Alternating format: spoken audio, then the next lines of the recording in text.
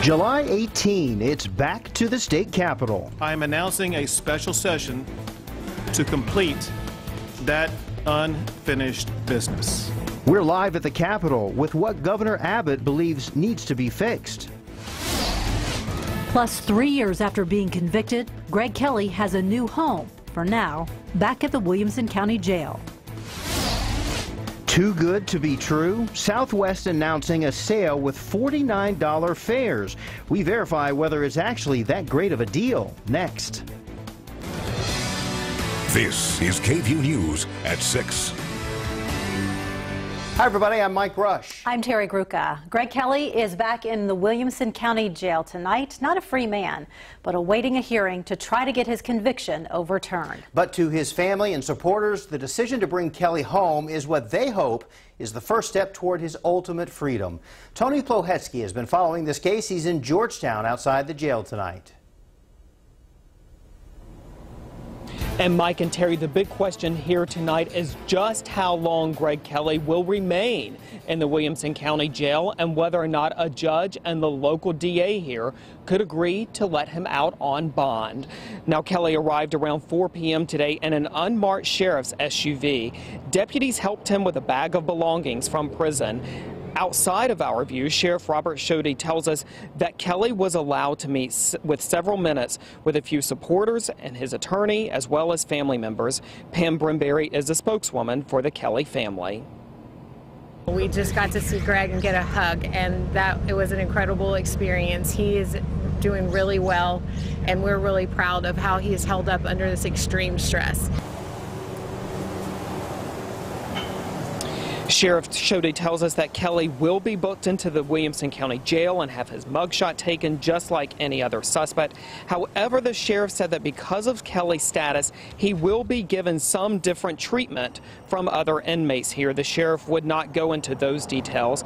Kelly has a hearing in August. That's when a judge could decide whether or not to uphold his conviction, possibly order a new trial, or even declare Kelly an innocent man. Her ruling will then go to the Texas Court of Criminal Appeals. Reporting live in Georgetown, Tony Plohetsky, KVUE News. Prosecutors have identified another suspect in the sexual assault of that 4-year-old boy. Jonathan McCarty has not been charged but is in the Williamson County Jail. He originally had a hearing in court today to revoke his probation on drug charges, but that was postponed. McCarty remains in jail tonight. These two are off the streets tonight after APD's biggest cocaine bust in years. 28-year-old Armando Lopez and 36-year-old Rogelio Saucedo Jr. were arrested last Wednesday after police found 66 pounds of cocaine in their truck. APD officers stopped the two for a traffic violation along I-35, and officers noticed a bag with what looked like drugs. Canine officer Quattro found 16 kilos of cocaine. Lopez and Saucedo Jr. were taken into custody. APD's organized crime unit searched the car again and found an additional 14 kilos of cocaine and more than $4,000 cash. So our guys work tirelessly, every day to try to tackle these smugglers. And the officers did a wonderful job. Not only do they have to stop the car, but they have to use their skills and their interview skills. They go to training for this all the time. Federal charges were filed, and the two were transported to the federal jail in downtown Austin. Here's a list nobody wants to make. 54-year-old Kevin Waddell has been added to the Texas 10 Most Wanted Sex Offenders list. The Department of Public Safety is offering up to a $3,000 reward for his capture. Waddell may have fled the state, but he does have ties to the Austin area. He was convicted of sexually assaulting a 19-year-old woman in 1992. He's been wanted since 2015. Waddell is wanted for parole violation, failure to comply with sex offender registration requirements, and possession of a controlled substance.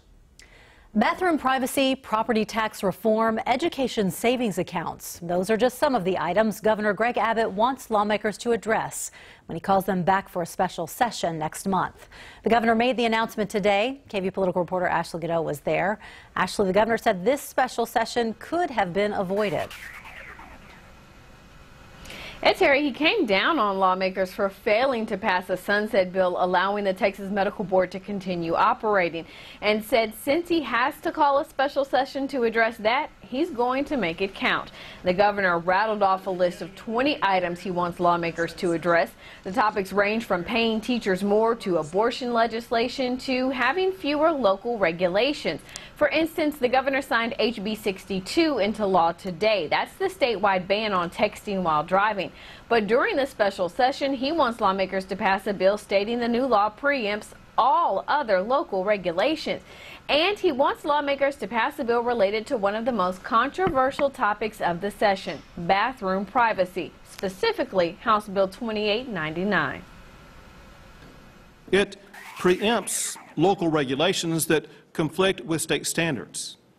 It also upholds federal standards that prohibit discrimination.